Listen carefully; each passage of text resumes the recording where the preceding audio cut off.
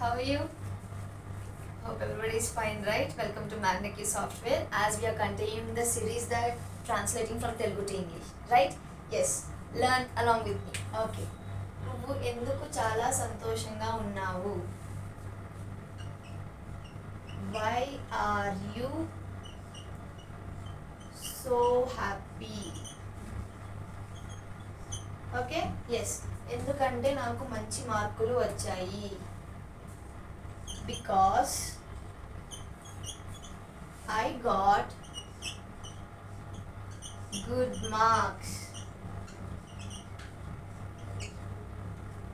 ఎందుకు ఏడుస్తున్నావు? Why are you crying? Okay ఎందుకంటే మా అమ్మ నన్ను కొట్టింది. Because my mother beat me.